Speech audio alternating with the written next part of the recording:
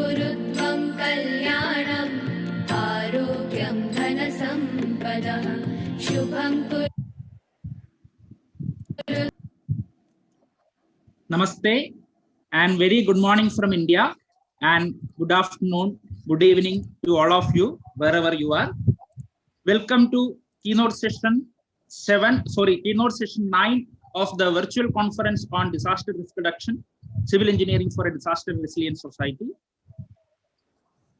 Welcome to all the speakers, welcome to all the participants, and I also welcome our session chair, Professor Mizanur Rahman, who is an associate professor in the University of South Australia.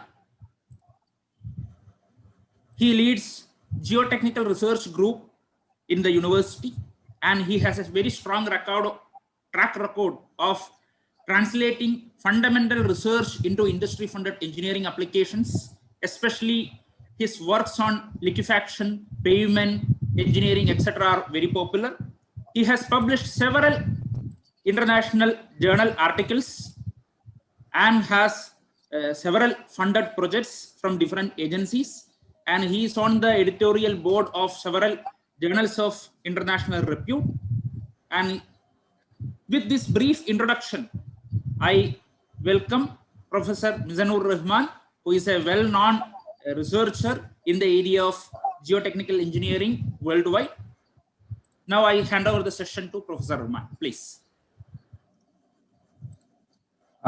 Thank you, Dr. Srivalsha, and I also like to thank you, the organizing committee of VCDRR conference, to invite me to chair this session.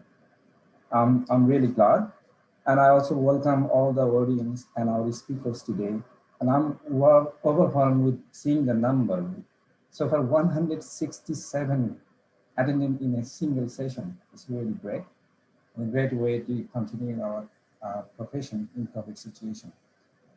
So we have 40 speakers today. They are well known in their field. I will introduce one by one before their presentation. Before I invite the speakers, I would like to let the audience know a little bit of rules, how it goes. The presentation time about 20 minutes. I will give an indication in 18 minutes, and I'll ask to finish the presentation within 20 minutes. Then we have a question and answer session. So you can ask verbally, or you can write your question in the message box. So our first speaker is Dr. Nilima Siam. She has a BTech in civil engineering, MTech in civil engineering, and a PhD in civil engineering. She has an impressive track record in winning awards. I see she won a Young Women Engineers Award, Young Scientist Engineers Award, Young Engineers Award, Young Career Award, and she has visited many countries with fellowships like JSPS Fellowship in Japan and visiting research in Germany. She works in IIT Indore. She is at the moment associate professor and the head of the school, and she'll be talking about testing landslides for disaster risk reduction, process-based approaches, and real-time field monitoring. Please welcome Dr. Nilima Siam.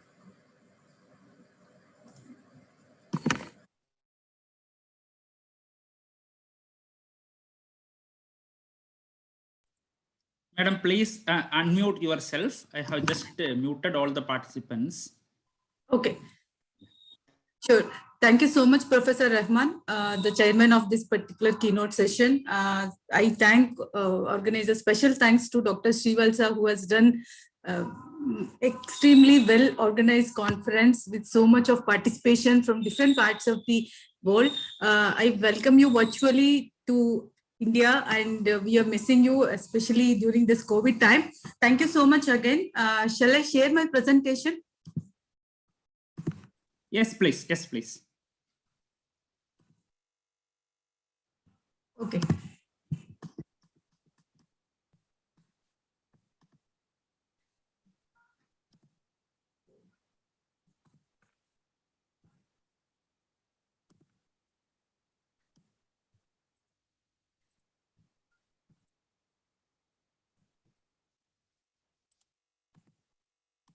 Yes, perfectly visible. Yes. Thank you so much. So this is my topic today. So forecasting landslides for disaster risk reduction. So I'll be talking on two broadly in two aspects. One is like forecasting models, and the second one is like real-time monitoring what we are doing. So I have taken a case study of our for this particular presentation. My slides are not moving. Okay. Yeah, it So is moving now. Yes, it's moving now. So this is a broad overview of my topic today. So I'll be talking on like landslide forecasting models, starting from the basic empirical model to the highly advanced algorithm-based models, which we applied on the one study area, which we call as like, Kalimpong, which is a seriously rainfall-induced landslide prone region in the northeastern part of the country in Himalayan region. So the second part is like monitoring, wherein like we install 2D MEMS still sensors and the active slope, active landslide. And then we have been started installing this in 2016 after monsoon. So from 2000 that we discarded. So from 2017, we started getting the data. We still are there, like, but I could not update this 2020. So, and then we use the monitoring data to validate all the forecasting models we have done. And then this is about our validation part. When we look at it, it's like different models, how we validated, but empirical models.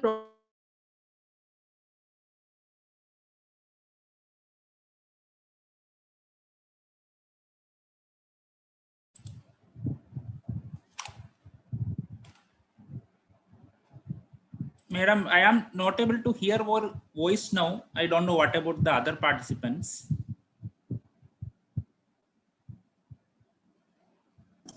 We can't hear her.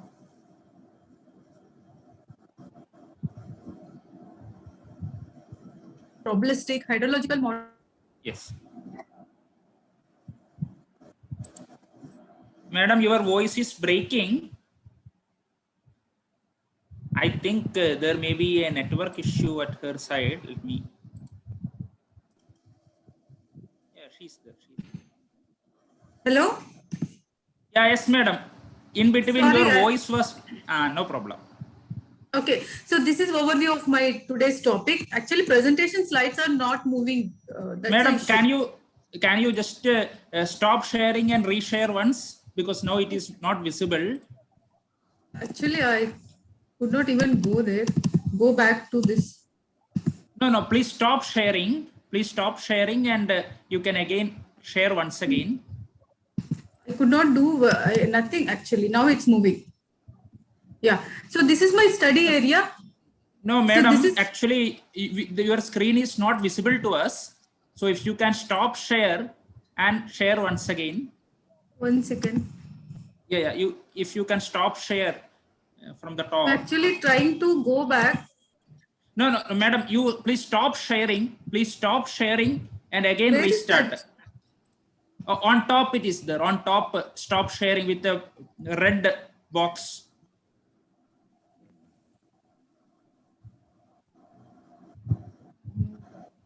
Or if you can, okay, I will. Sharing. Yeah, yes. Yeah, now it's coming. Okay. Yeah, now it is visible. Please make it full screen mode.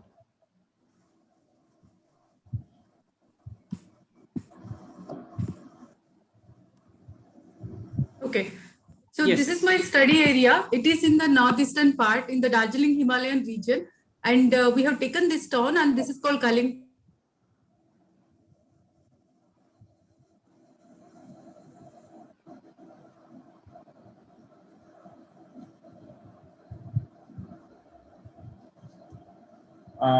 I can't listen to her anymore. Yeah, madam, again, your voice is breaking.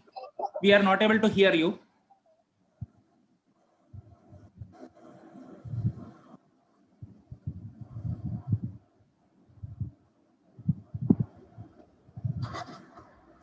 It is a tourist attract.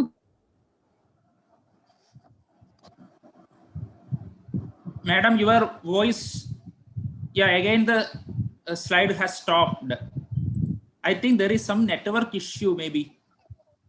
Your voice is not audible and screen also not visible.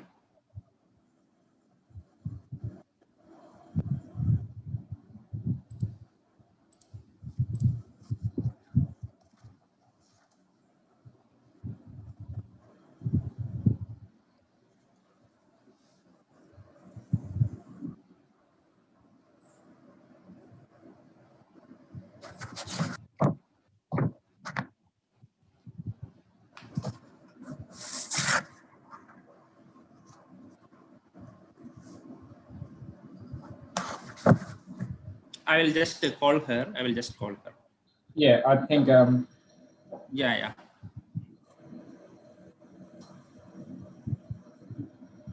Everyone, please be patient. It can happen online. I'll reduce my speaker introduction part a little bit shorter so that we can accommodate everyone. Yeah.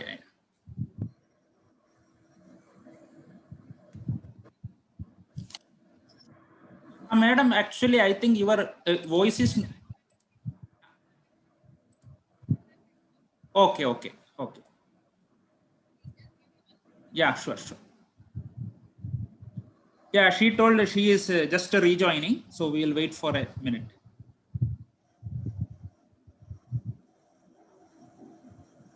I think she is traveling, so maybe there is some network issue. Be the problem. Do you have her presentations so that you can show and she can talk?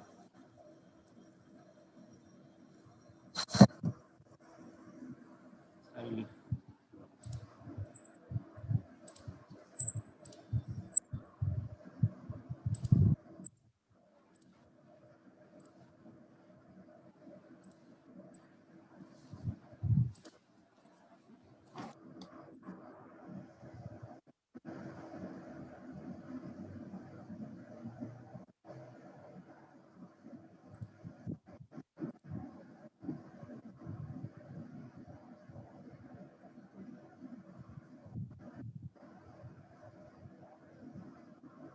So sorry for the inconvenience caused. Just we'll wait for her to rejoin. Yeah, she's.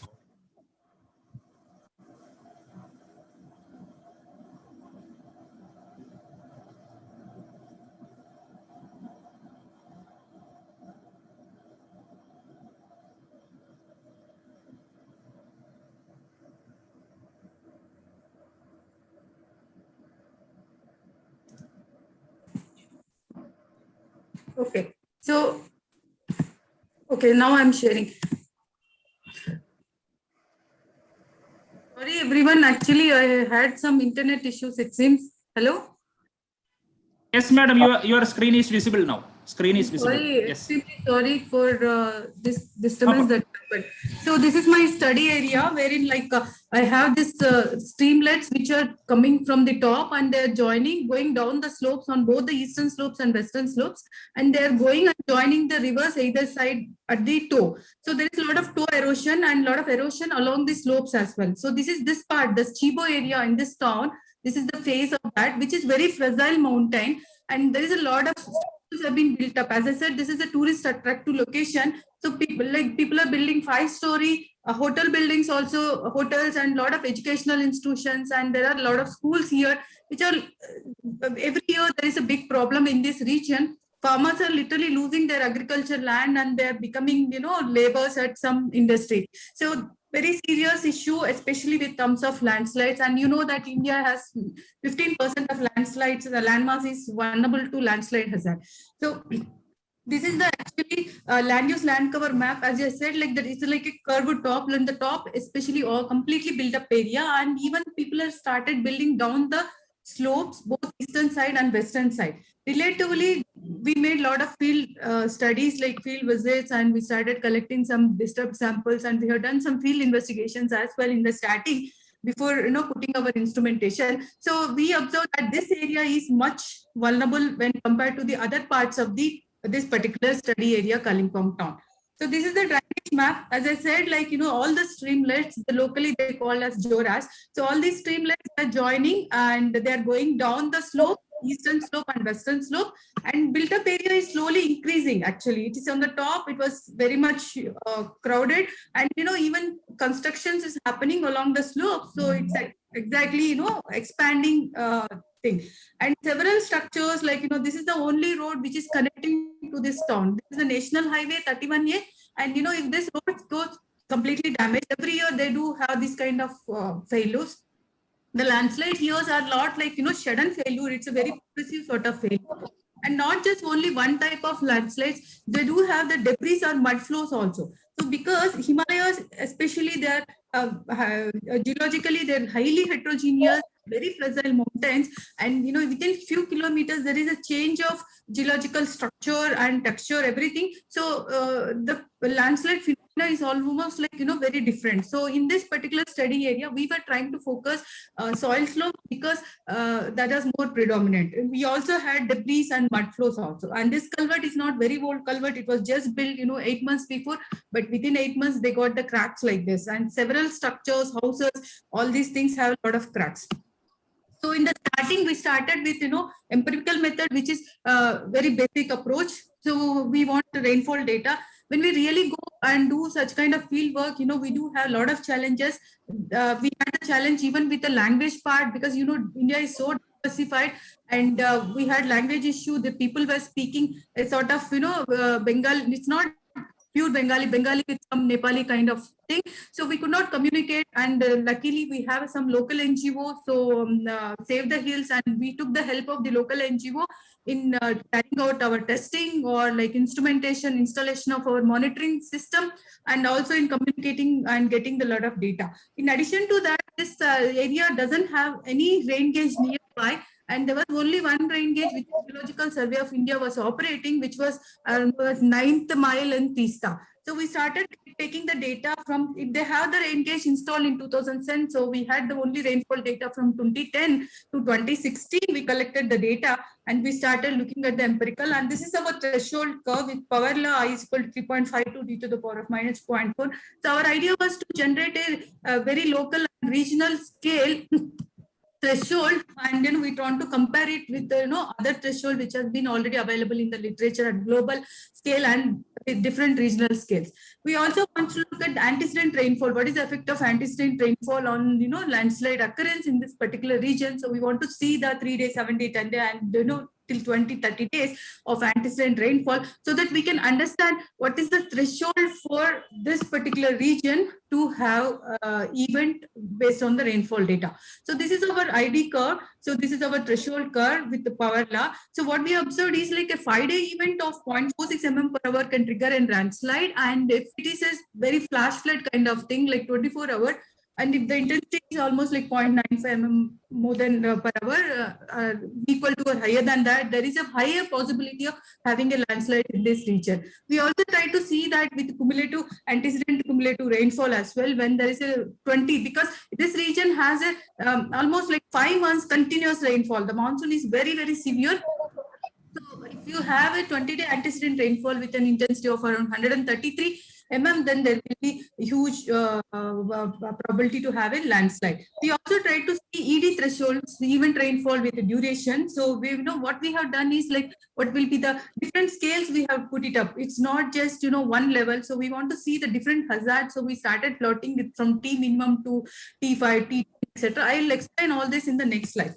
And the other next forecasting model we have done is the hydrological model, which is basically a mathematical model, and it can reconstruct actually the scenarios for, or like the probable conditions for the landslide to happen. So it has basically two modules, RL module and RF module, wherein like we calculate a mathematical function called mobility function, and that is y, and we have a critical mobility function for that. It is actually site specific parameter. We have to evaluate that, and it needs a lot of site specific data. It includes like hydrogeological data and geological data, geotechnical data. We also take infiltration characteristics. So considering all these things, we calculate a mathematical function which is very, very site specific, and we have done that for this region to find out the critical value, and it is a real-time curve. Like you can plot it real time. And when you have curve hits that whatever level of warning or attention or alert you would generate, so you can make that warning in different scales. Like you can generate attention, alert, and alarm. I'll show you that. So to start this, in 2015, 1st July, Chibo region, that is the western part of the slope, of this Kalimpong town has a very big severe landslide happened, and it has been reported several people lost their life as well. So we have taken that event to calculate our mobility function. So for 2015 data, when we calculated the mobility function, we got almost 4.72 has the mobility value for this particular region. So we took this as a critical value of mobility, and for all other years we started plotting. See, as I said, like this mobility curve can be a real-time curve, and when you hit it up, what we have done is like we made it 0.4 times of our critical value as an attention, 0.6 times as alert, 0.8 times as alarm. So when my curve hits sometime here, because if a landslide happen at a lot of impact, right? Like the severity or the risk associated is higher. But if the same landslide happens at 2 in the afternoon, 2 p.m., then there won't be that much risk, right? So what we want is like we want the alert at different levels, like so attention. So the public or the whoever is the administration, local administration, they can give an attention when it is the curve is shooting or touching this line, green line, yellow line, and red line. So next one is like we applied the physical based approach. Like we use the TRIGRS model, and what it does is like it determines it's basically based upon the infinite slope stability analysis, what we do in geotechnical engineering. So it calculates the factor of safety with the time at different pixels. So what we had, so we applied this. So this is actually for starting of like monsoon time. We can do it different time scales. Like I'm just putting it for 24 hours. For every pixel, it will calculate the factor of safety. For that also we need to give a lot of site specific details. So once we do this with like slope details, slope geometrical details, it's DM, and along with that you have to give the drainage details. So all these details you have to inbuilt when it calculates the factor of safety. Almost every things has been well published. So I request if anybody interested, they can go and read the papers more. And then we want to validate that. So for validation, we use the ROC analysis. We use the ROC analysis, and okay, so ROC analysis, and so that we can see what is the validation of that. Then the algorithm-based models, we applied 2 important algorithm-based models which has been used worldwide. So first one is like CTRLT, and wherein like it automatically extracts the rainfall events for daily rainfall series, and it reconstruct the triggering rainfall.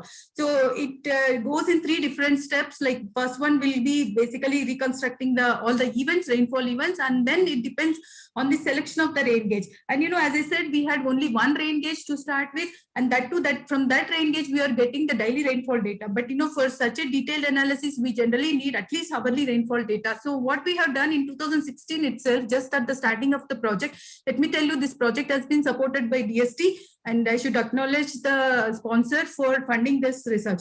So then when I got the funding, and the first thing we did is like we started putting our digital rain gauge, wherein like at every 10 minutes I used to get the data from the this particular study region. So by doing this analysis, we got the ED thresholds like this. So this is our ED curve for this region.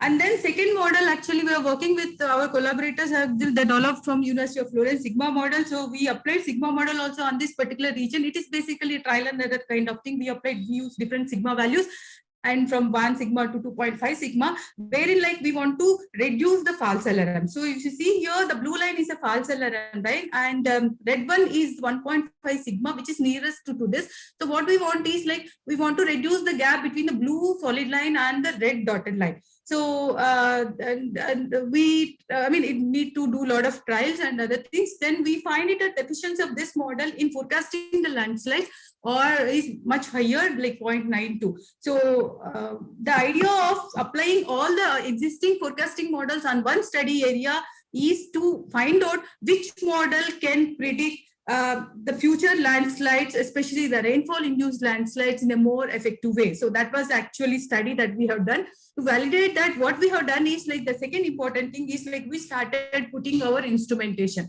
And let me tell you, this is the first time we have done the real-time monitoring in the country. Many people might have done, but the content like that may be for a small period of time. But for the last 4.5 years, we have been getting the data. Still now the system is on. And I do get the data from a site which is very remote to my institute at IIT Indore in the central part of the country. So what the system has is like And let me tell you, instrumentation is very costly. So we can't put the instrumentation in the large area. So forecasting is something which we have to focus more. We have to develop more effective models to predict forecast our landslides. So this is my one point to mention. And the second one is like our system has a tilt sensors. We install these tilt sensors at 3 meters from the surface at different locations. I want to tell you, like instrumentation or like real-time monitoring is very critical, because we should know what to sense, where to sense, and why to sense, etc. So where to sense was another biggest challenge that we face in the real field, because if you put something, people are taking away, and we could not find nothing from the field. So the safety issues, communication, and network issues, because the communication is coming through mobile data, mobile network. Of course, we do have a backup. And with the local volunteer, we have a student, and she is doing her undergraduate in computer science. So she is our volunteer who is helping us for annual maintenance and change of batteries and something like that. So along with tilt sensors, I do have a water content sensors installed at 3 meters, where they are communicating and getting the data to the central unit. And finally, that's coming to my server at IIT Indore. So this is the exact locations of my, these are the detailed locations of my sensor locations. And sensor 2, sensor 3 has showed very much, the data was initially the first year we got data from only 2 sensors, wherein we felt very unhappy because we installed 6 units, but only 2 units is giving data, and sensor 2 and sensor 3 was only responding. So this is the location, GPS locations of these 6 sensors. So we have done a little bit of optimization and other kind of things to locate, because initially we had a limited funding. So these are the location of these sensors. Most of the sensors we installed at the private land. So this is at somebody's nursery, wherein plants from this nursery goes through and throughout the world. Actually, there's a very big nursery, and this is a school, and these are some of the private agricultural farms, wherein people are taking the safety or security of these sensors.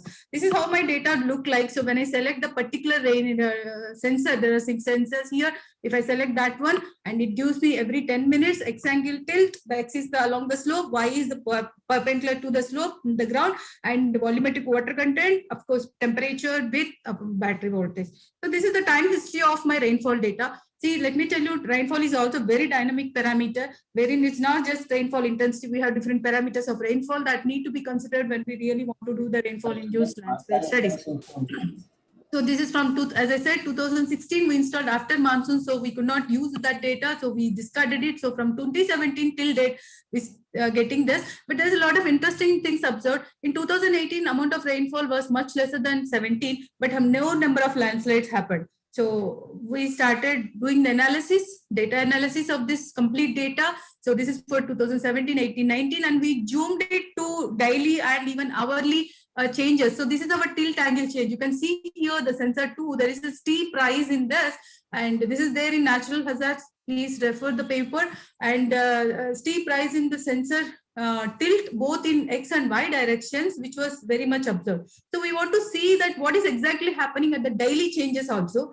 So we have observed this period from 23rd July 2017 to 12th August. There is a lot of changes in the tilt angle observed. So we got some photographs from the ground at the same time.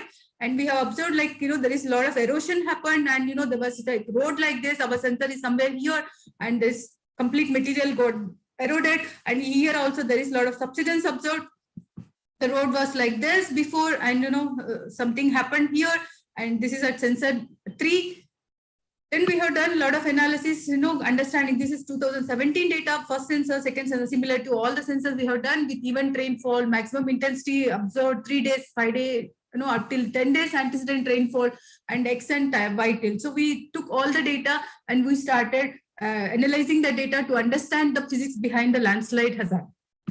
Then we want to enhance the complete thing. So what we have done is we use the Sheetron, wherein Sheetron, say we will get the moisture data. So it is actually a hydrological model which can simulate the drainage pathways. What I want to tell you is we may be looking at the landslide hazard from either civil engineering or geotechnical perspective. Actually, it needs to be from other aspects. Hello, just give me, I am finishing, just 1 minute more. So we have to look basically the hydrological aspects of landslide also. So that's why we have applied this Sheetron on this particular study area, then use the Bayesian approach, two-dimensional Bayesian theory for finding out the probability of it. Then we have used this monitoring data as well to enhance the performance of our thresholds, statistical thresholds. So this is also published recently. So this is the, actually we try to calculate, confusion matrix with calculating true positive, true negative, false negative to find out the efficiency and likelihood ratio of this. So coming to the conclusion, so we applied the rainfall, all the forecasting models in one particular study area, which is almost like, around 1,000 square kilometers, not such a big area. So that we want to see the effectiveness of the forecasting models, and it needs a lot of site-specific data. And then we instrumented the site, actual landslide site, and then we have been getting the real-time data for the last 4.5 years. And we want to integrate both the monitoring system, the real-time monitoring system, along with the forecasting model that we felt like, in our case, Sigma model. So we are in the process of that, integrating the Sigma model with the real-time monitoring system. And then so that, we can come up with a better and effective monitoring. So I would like to say that, and to enhance the performance of our thresholds, like what we have done is like we applied the Sheetron model, which is a statistical threshold model, and the first line of action that can be applied. And then, probabilistic two-dimensional Bayesian method we applied to find out the probability, wherein like we got efficiency, highest efficiency of 89%, and algorithm-based method using statistical thresholds and real-time data monitoring. When we integrate it, we got the efficiency to 92%. So with this, I thank you all the participants for your patient listening. And again, once again, I extend my sincere thanks to chairman of this session and also to organizers and the sponsors of this particular conference. Thank you so much. Thank you, Dr. Nilima. Very impressive work, very detailed and useful for the local community. I'd like to open the floor for a question. Is there any question? Yeah, there are a couple of questions in the chat box. I can see one. To see that. I have to see.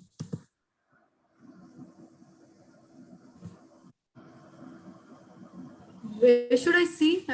Okay. I can read the question for you. The first question from Lian Chow.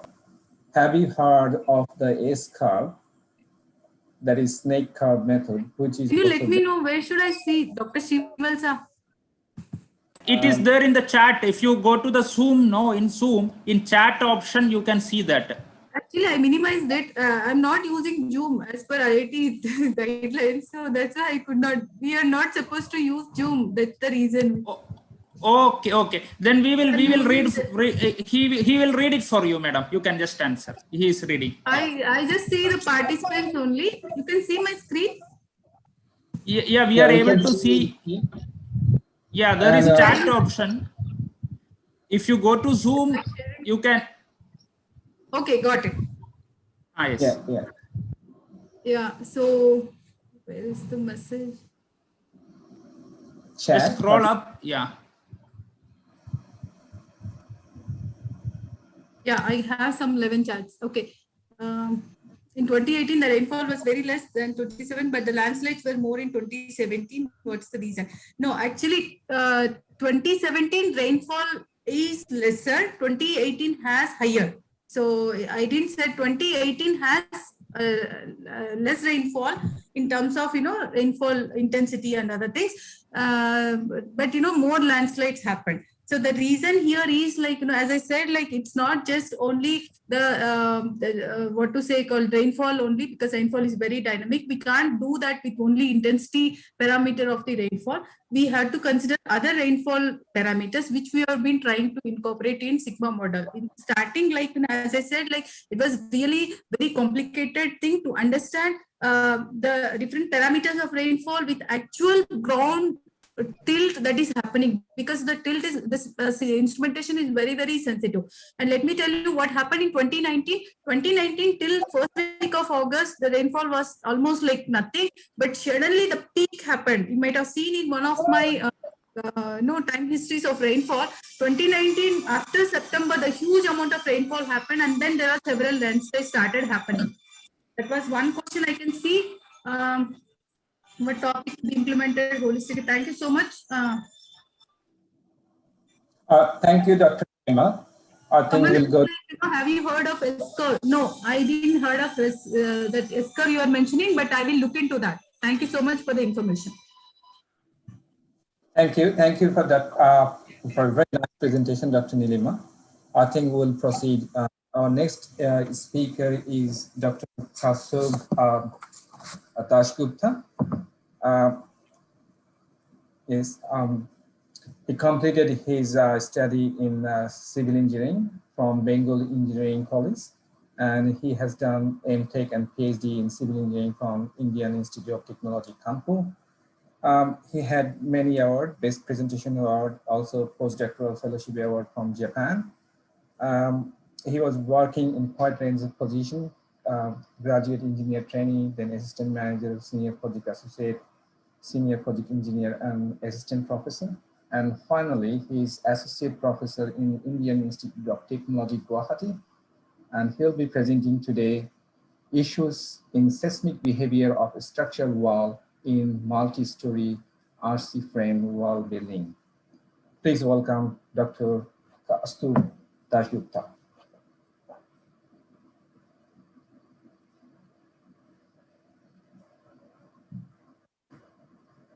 Hello. Hello. Good morning. Thank you, Professor Rahman, for the warm introduction. So, am I audible clearly? Yes, please go ahead. And you can share your screen too. Yes, I'm going to share my screen.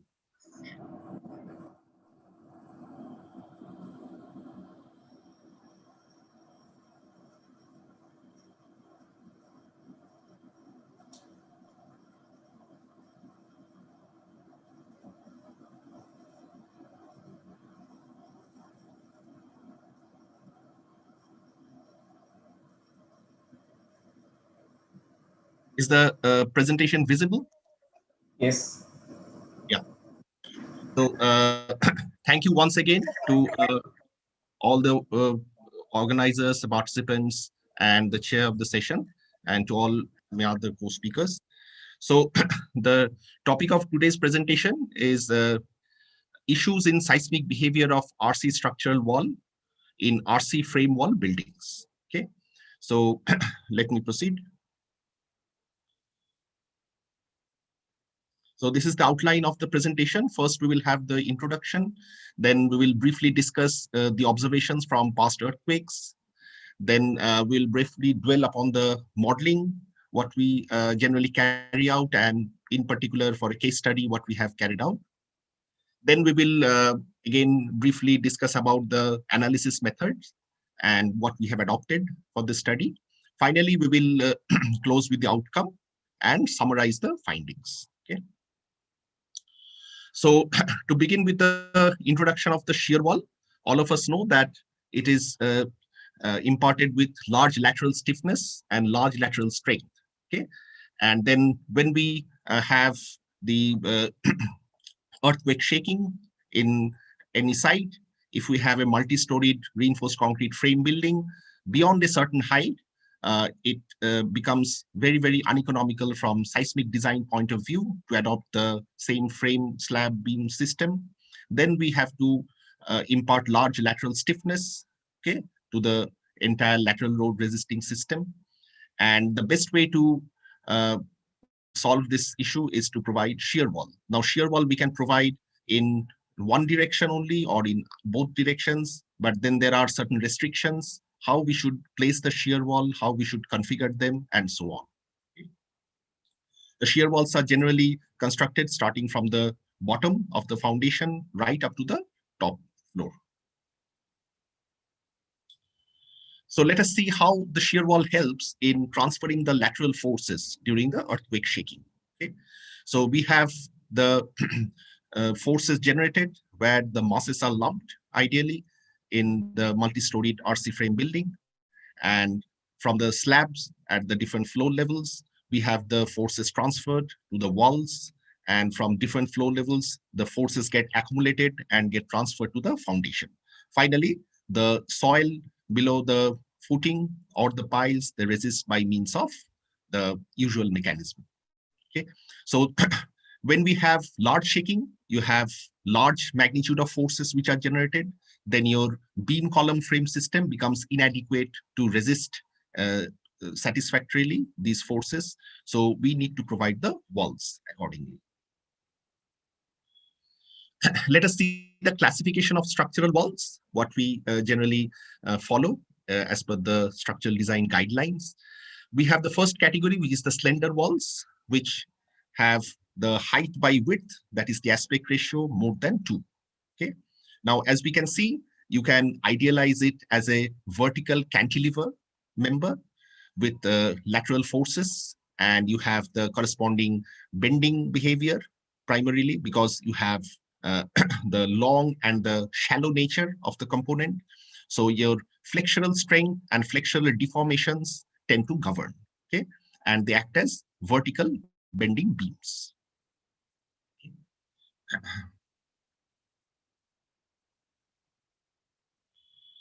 So this is one photograph of a slender wall, which was constructed for testing in an outdoor shake table in the University of California, San Diego.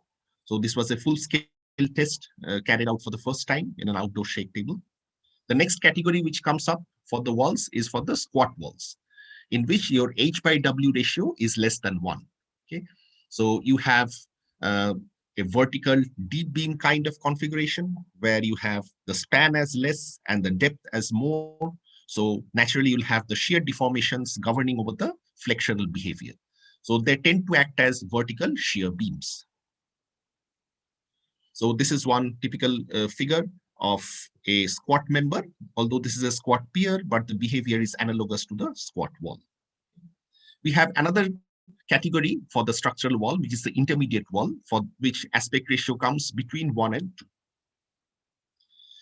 Now let us see that how the structural walls behave during the past earthquakes. We'll just highlight some of the findings from the major earthquakes, the observations. Okay, so one of the uncommon type of failure which occurred in the Chile earthquake in 1985. Okay, so that was the sliding along the construction joint. Although this is not very common one, but due to weakness at this region and due to large shear forces incurred during the shaking, this occurred. Then we have the rocking failure of the wall. Whenever you have tall, slender walls, they tend to rock, okay, about the base, right? And then this also causes the failure of the underlying soil. And then you have the corresponding manifestations in the form of upheavals or the damages around the wall. Then if you have thin wall and which is subjected to large vertical compressive forces, right? In that case, you can have out of plane bending for the thin wall. As you can see, there was heavy compression, and basically you can very well bring the analogy of buckling or out of plane instability for the wall. You can see it was such a significant failure that even the large diameter reinforcing bars also bend along with the entire wall. So this also involves the local crushing as well. So you have the associated buckling and fracture of boundary element reinforcement whenever you have such failures. So this was observed during the Chile earthquake. Then you have the diagonal cracking in the walls under the shear failure mechanism. And then you have the crushing of concrete and buckling of reinforcement around the slab wall junction. So this is where I want to focus our discussion, because generally we don't observe significant damages in the slabs during earthquake shaking. But this is one such instance where associated damages in the slab was also observed. So this was one such location in that building. There were many such locations distributed across the plan and the elevation. So whenever we talk about the seismic behavior of structural walls, the earthquakes which occurred in Chile in 1985 and 2010, they carry a huge significance, because whenever we look at the seismic design code, we have the Chilean building code as the reference ones, they have carried out numerous studies and numerous revisions on the seismic design of shear walls or structural walls, okay, based on the different earthquake findings. So in both these earthquakes, it was observed that not only the shear wall body, but also the slab wall connection or the slab wall junction, where the wall meets the floor slab along with the beam or maybe without the beam. Okay, so those junctions also got damaged. So what was the other manifestation? There was extensive cracking in the floor slab. Okay, and along with that, you have the damages in the slab, along with the compression failure of the thin shear walls in the lower levels of the buildings. So this forms the basic concern that if we have high stresses developing at the wall slab junction, that means you have the slab influencing the behavior of the wall in a significant way. So you have not only the damages in the wall, but also in the slab. So does seismic design philosophy consider the damages in the slab as part of the procedure, right? When we look at the seismic design philosophy, we carry out two levels of design. The first one is the limit state method of design, where we carry out the design level estimation of forces and moments, and then they are obtained by using the linear elastic analysis under design load combinations. The second level, which is the capacity-based design, okay, where we use the actual material property rather than using the factor of safety or any other factor. And then we also look at the possible sequence of the occurrence of the failure modes. Okay. Now, in either level, okay, for this seismic design, you do not have inelastic behavior of the slab anyway considered. So in the study which we carried out here, we focused on the behavior of the wall slab junction in particular. So that's the pertinent issue. So before that, let us just review briefly what are the different modeling methods we adopt. Okay. The first one, which is the simplified method, that is your equivalent frame method, where the shear wall or the structural wall is replaced by a centerline member, okay, and with rigid connections to the end columns. So the entire monolithic column wall component is replaced by this frame member at the center line of the wall, along with the rigid connections to the end columns. So this is the centerline method, and this is very helpful in estimation of the design level forces and moments, because once you do the analysis, you are idealizing basically the entire frame by line elements, and you can find out the shear forces and bending moments very conveniently. The next detailed method which we use, which is part of the macro modeling, that is the fiber model, where we use the components of the different members idealized by means of fibers running along the length, okay?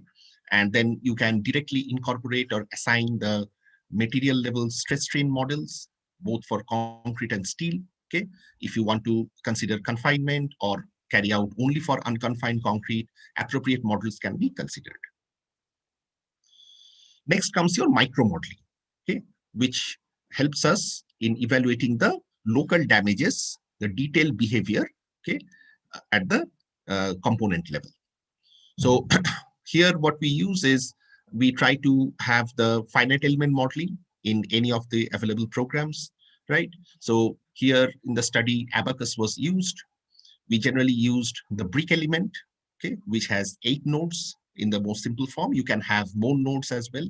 So brick elements are used to model the concrete part, and then you have the reinforcement modeled by the truss element, or sometimes beam elements are also used, right? So this modeling is very common, and this has been adopted in the present study because we wanted to have the idea of the local damages at the slab wall junction. So our macro model will not suffice. So what was the methodology? As we mentioned, this is the particular element number, what we use in Abacus for the 8-noded solid element. Then we use the concrete damage plasticity model, which is also a well-established one, which helps us estimate the damage in the concrete. Your reinforcement was modeled using the 2-noded truss element, okay? And then to ensure the proper bonding of reinforcement and the concrete, we embedded the entire reinforcement cage into the concrete part. Okay. Of course, we did not consider the soil structure interaction because right now this was the pilot study in focusing on the slab wall junction. So we conventionally try to restrain all the degrees of freedom at the base of the wall.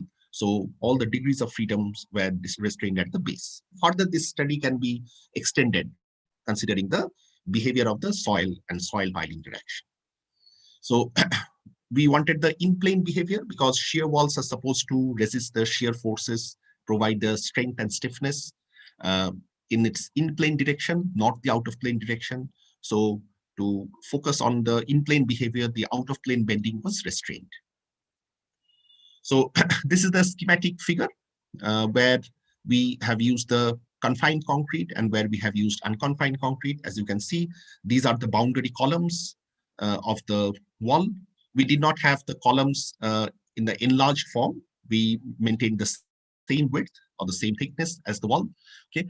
However, we had concentration of reinforcement at the ends so that these ends can take up more forces by means of the tension compression couple. Okay. So boundary elements by virtue of closely packed reinforcement and closely spaced ties, okay, they provide the confinement to the concrete. So the concrete was confined and the rest of the concrete was unconfined. If we use hoops or small links in the web, you can have some degree of confinement, but to be on the conservative side, we ignore the confinement in the web of the wall.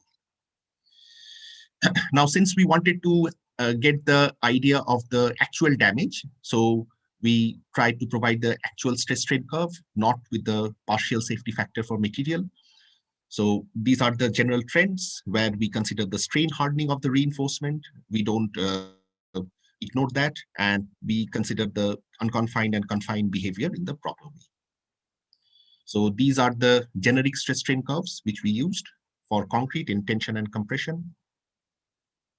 Similarly, these were the curves for steel. In Abacus, we can either give the stress strain curve of steel in the form of the nominal stress, nominal strain, or we can give in the form of true stress and plastic strain. Okay? So both the elements were considered in that way. The analysis method, what we adopted was nonlinear static analysis. As you know that there can be two categories of analysis, static and dynamic. So when you have static analysis, you can again consider linear elastic behavior or nonlinear behavior.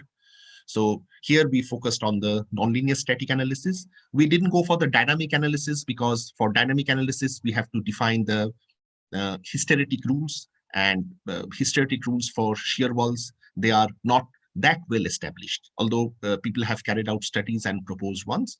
So at the micro level modeling, how the hysteretic rules can be implemented satisfactorily, that is not yet clear.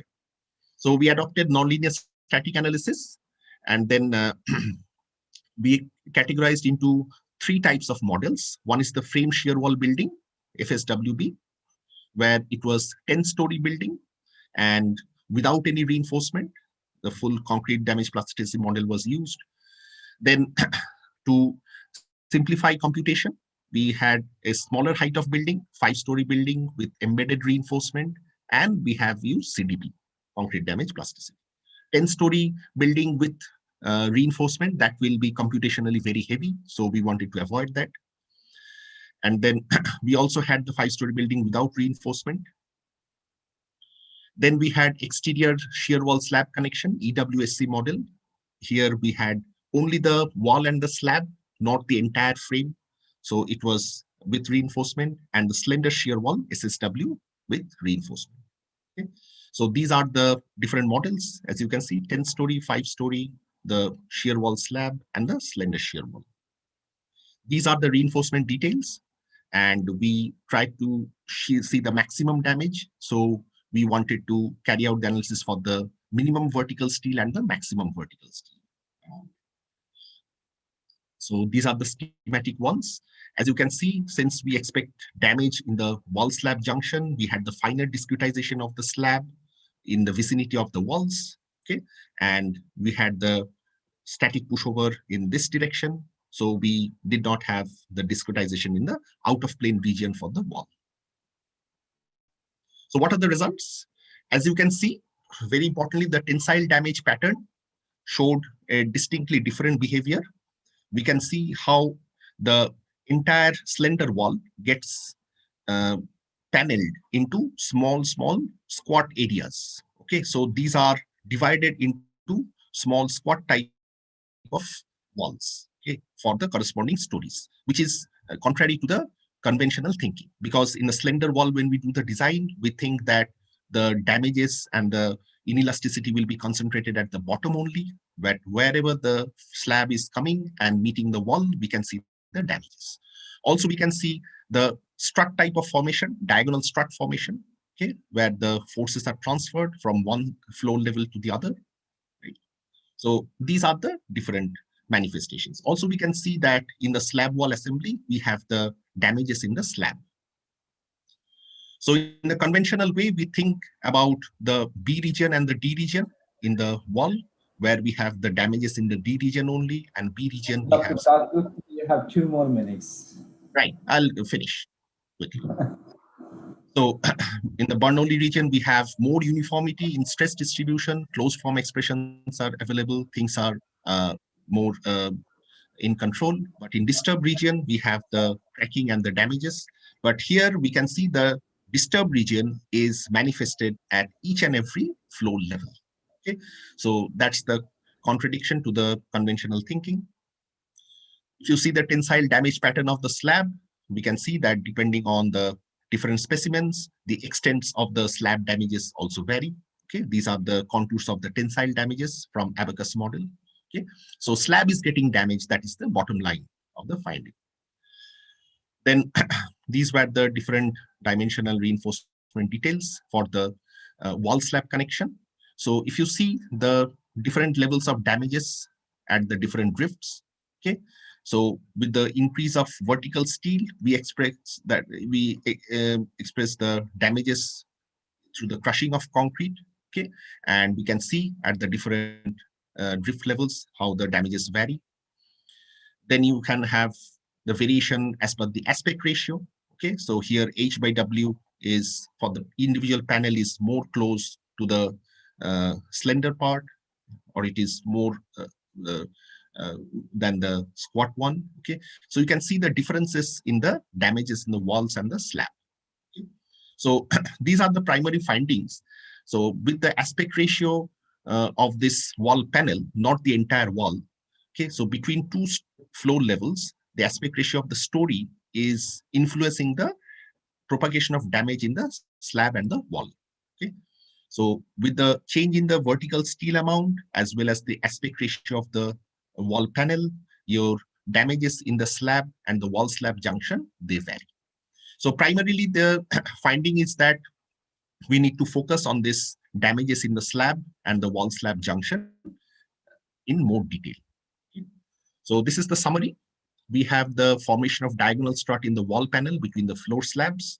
So we have the cracks at the tension and the compression faces. At the lower lateral drift level, at small displacement level, we can have the damages because in general shear wall buildings have lesser displacements observed. So even at the lower displacement level, the junctions are getting damaged. That is the. So are we going to look for some new seismic design philosophy for the floor slab building? That is the question with which I end my talk. So before I end, I must acknowledge the organizers for the wonderful sessions and the overall organization. Then the work is based on my first PhD scholar, Dr. Snehal Kaushik. So she did all the modeling.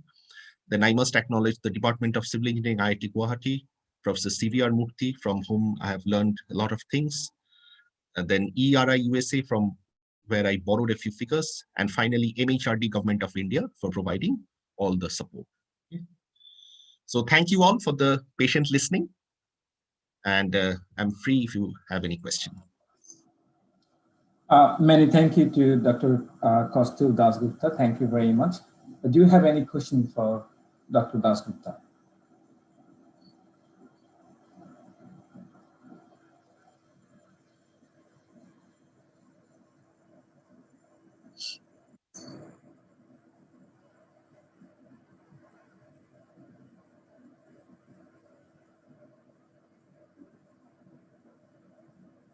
No, I don't think there is any question. I actually like the presentation, quite nice and slow, and even a geotechnical engineer like me understood.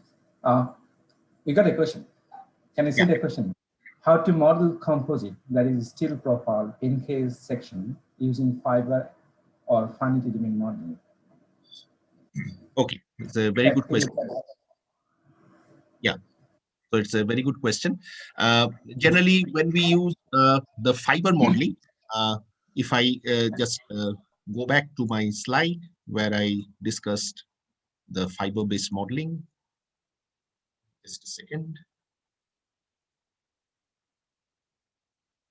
Yeah, so what we see here is that you have the actual member, which has the dimensions and the view like this, and which is being idealized by a member like this, and the cross section, which will be having the same configuration like this. In the cross section, we provide the fibers.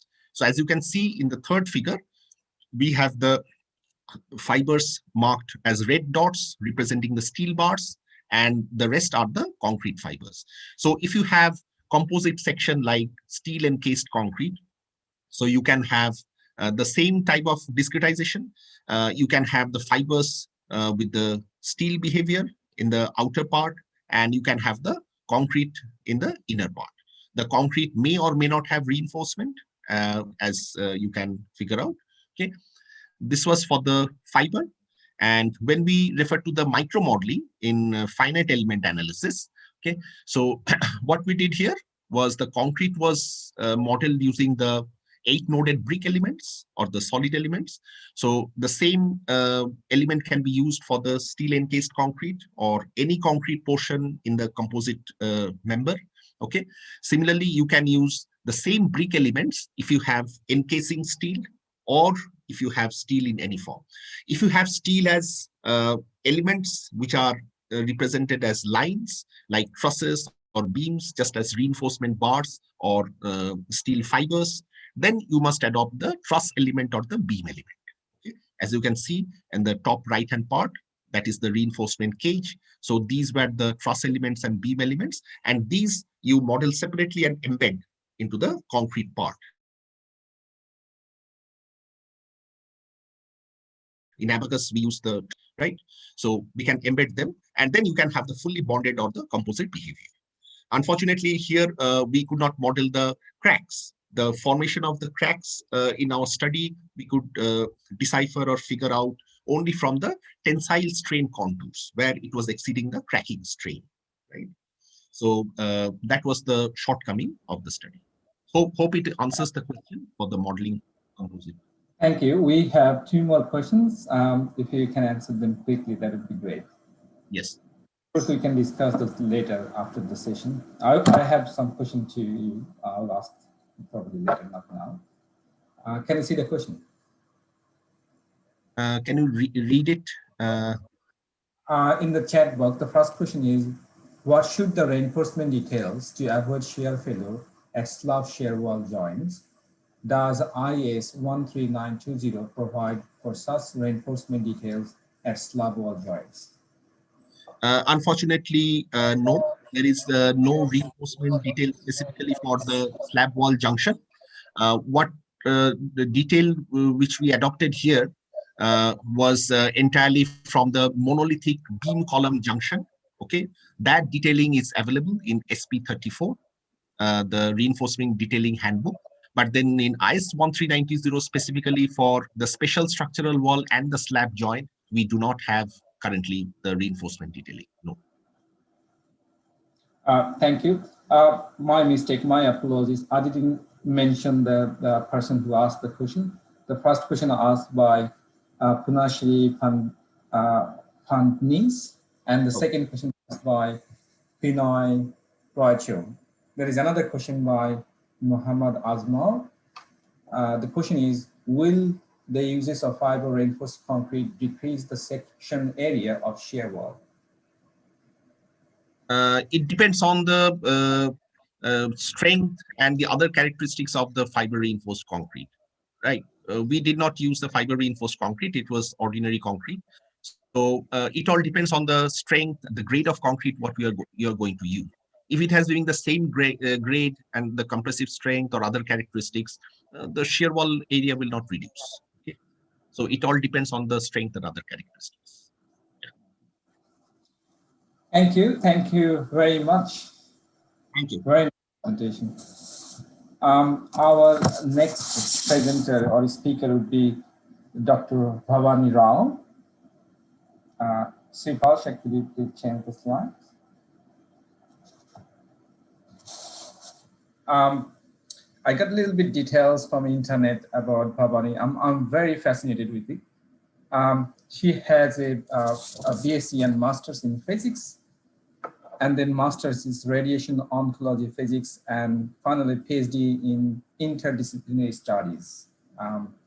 She's at the moment Director of MRT Lab, Amritsar, UNESCO Chair for Women's Empowerment and Gender Equality, Amritsar, Chairperson, Department of Social Work, Amritsar, Associate Professor, Department of Social Work, Amritsar. She'll be presenting a nice presentation. We do not really see this kind of presentation too many in the conferences. The topic is integrating psychological and the development of perspective into disaster response, lesson learned from 2004 tsunami. We often got interested in the mechanics in engineering, but there is psychological part that often missed out. So let's welcome Dr. Bhavani Rao.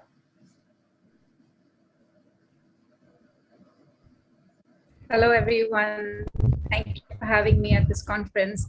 Thank you, Dr. Mizanur Rahman. You put it very well. I think I offer a very different perspective to what this conference has been about till now. And I hope what I have to say provides some insight to the wonderful work that you all are doing. So again, greetings to everyone, wherever you are.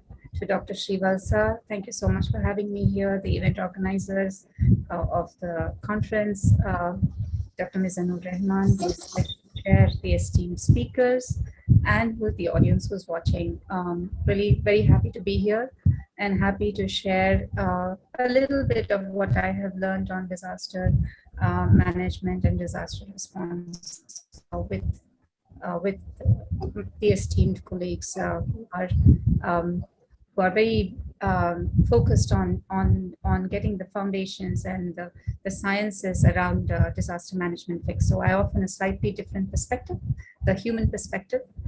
So we're always battling about what to do during a disaster, right? And there's a lot of disciplines that actually work around what really needs to be done. And I think at the center stage of Build Back Better is probably the Civil Engineering Society. You are always building things back after a disaster. And so in many ways, this group is the center stage of the efforts that happen during, in the aftermath of a disaster, and indeed even before a disaster. Like I said, I don't come from a civil engineering background, but from a disaster management background. And I'll share with you some of the aspects that I think are important to consider while building back better. And the way I would approach it is to put people at the center of interventions. And there's a strong dependence on human psychosocial well-being and effective disaster response. You can do a lot for people, but if they're somehow not emotionally, their needs are not emotionally met, the best of the disaster response mechanisms fail. And while this has been talked about a great deal, oftentimes these two disciplines are treated as in silo. So you have people who only look at psychosocial well-being and they have interventions for psychosocial well-being, or you have the development perspectives that are focused to the actual grassroots and nitty-gritties of disaster management. And very rarely do you find the two of them actually in an integrated way. They can happen in parallel, but not together. And even though there's so much of literature that says that it is important to integrate these two elements. And we know also that things can go really wrong if things are not done in a right way. So if one of the basic things for disaster response is to make sure that food and clothing get to the people at the right time as soon as possible. But for instance, you don't get the right kind of food. Sorry, Dr. Rao, did you share your screen? I will share it in a second. Yeah, sorry, this was my prologue to my presentation. I will share my screen in just a second. So like I was saying that things can go very wrong when things are not done in the right way. Like, for example, getting food and clothing to a disaster impacted area as soon as possible. But if you don't get the appropriate food or appropriate clothing, it can be quite disastrous, and it can actually impact the psychological well-being of people. For example, I think this was in one of the disasters. I think it was during the tsunami, actually, and people in all generosity had donated canned pork to be sent to a place that had a Muslim majority. So this is not something that they can eat. So we have to be very careful about what you do. So you do send food, but what kind of food matters, right? And so to actually design interventions that are appropriate for the community, putting the community's needs at the top, becomes very critical. And there is a very strong link between this and psychosocial well-being. And I'm going to use a case study to reflect on the interventions that were done and how they incorporated the grassroots level, the people and their needs directly into the intervention design. And that's what I'll be presenting about. And now I will share my screen and my presentation.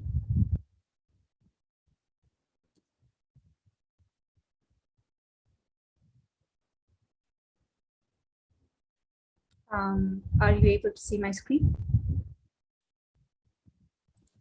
Yes. Wonderful. Yes.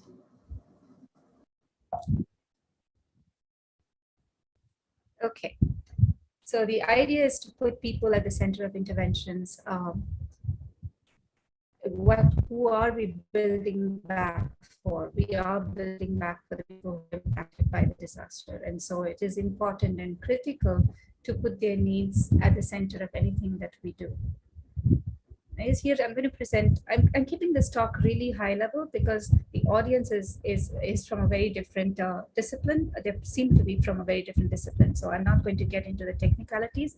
It's just a very high level conceptual model of what is actually involved in humanitarian operations. Of course, there's this one part that we understand really well, which is the project-oriented part, something that needs to be done quickly within a certain time, within a certain cost. This part we understand really well. Human-centric, we also understand somewhat. We take the needs of the people into account and we build based on the needs at the grassroots level, at the people who are impacted. We understand somewhat. We don't really understand it completely. What we don't really have much of an idea is about a humanistic approach. Whatever you do, it has to be from a very conscientious place.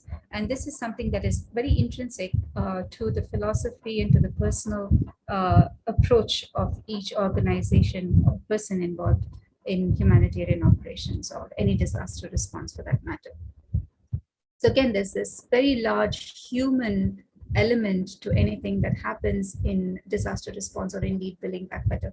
And I'm going to look at the interventions of one particular organization, the MAMUT.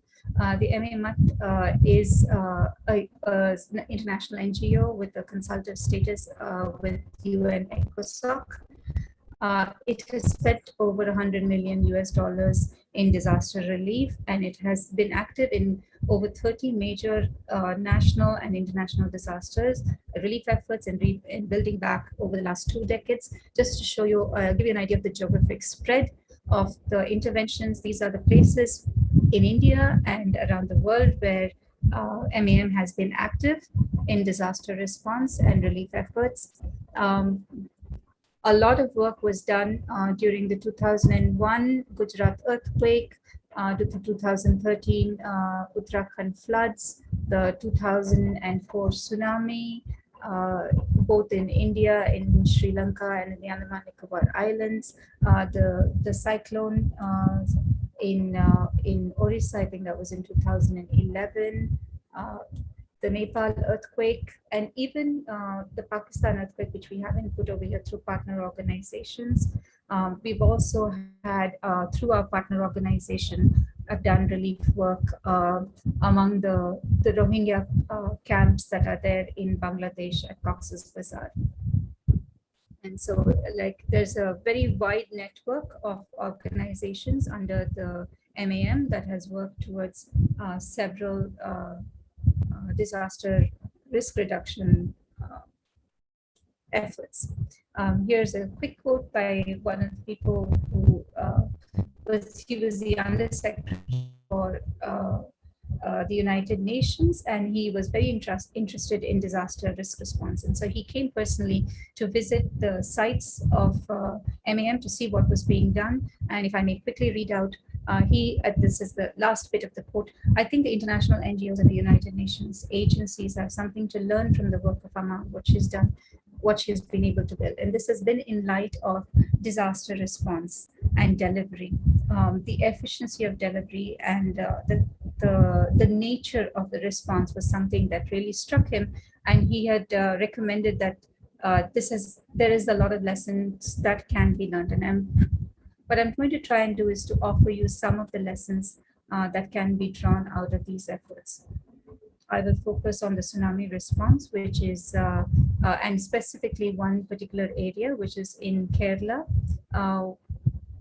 with really south. And the reason I will focus on Kerala is that the number of people impacted by the tsunami in Kerala was probably larger than what was put together by or in any one of the other places, even though the Tamil Nadu death toll and the Andaman Nicobar death toll was much higher. It still affected a lot of people, and disaster relief efforts were not that easy in this place. And I will go through some of the details. Because it's going to be a short presentation, I will not get into too much of the analysis, but I'll just give you the highlights of the analysis. So what I did was I took the Sustainable Fisheries Livelihood Program framework to analyze the disaster response and rebuilding strategies that were employed by the MAMUT, and categorized all the different activities according to the recommendations of the SFLP. And the basic things on human capital, and I don't know how many of if you're familiar, but normally in disaster response is a very popular way of looking at all the things that need to be explored during disaster response is categorized under 5 capitals, which is the human capital, the social capital, the physical capital, the natural capital, and the financial capital. And these are the 5 capitals that they recommend to have strategies along. So the human capital is usually classified by access to health, include food security, awareness raising, mental health and well-being, access to educational service, basic long-term physical needs, and basic and long-term physical needs, training and education.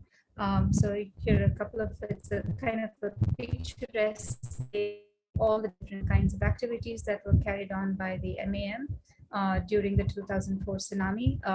There were over 500 patients that were immediately treated for surgeries, with thousands that were treated in the long run, and millions of dollars that were spent in terms of free medical aid for all the victims of the tsunami. 11 mobile medical units, paramedical units that were deployed at several places within Kerala and Tamil Nadu at the onset, as well as immediate food provisions, immediate basic supplies and utilities, visiting the families who were grief-stricken, all the way to providing them one person in every family was provided an alternative source of livelihood, because these are all of them were predominantly from the fishing families, and their livelihoods were disrupted for a good 6 to 9 months after the tsunami, so that every single family had an access to an alternate source of livelihood. This is in terms of human capital. In terms of social capital, there was a lot of work done to raise awareness on tsunami, on how to have physical strategies for evacuation in the event of a tsunami, swimming lessons, because there was a lot of fear and a lot of trauma related to the fact that most people didn't know how to swim, even though they lived right by the ocean. So swimming lessons, especially for all the children, so that they were not so afraid of water. Again, camps for mental health, which is involved yoga, meditation, art therapy, and getting the community together, organizing the community in terms of response, so that it strengthens the core fabric of the community, participating in the community at all major events, whether it was cremations or marriages, to provide psychosocial support. The physical capital. Now, this is I will touch upon this a little bit more detail, because I think this probably would be the most relevant to the audience over here. Is the physical capital. The MAM was involved in building over 6,000 homes for the people who were affected by the 2004 tsunami in Kerala, in Tamil Nadu, in Andaman Nicobar Islands, and in Sri Lanka. And it's very interesting, and I will go through the details of what was done.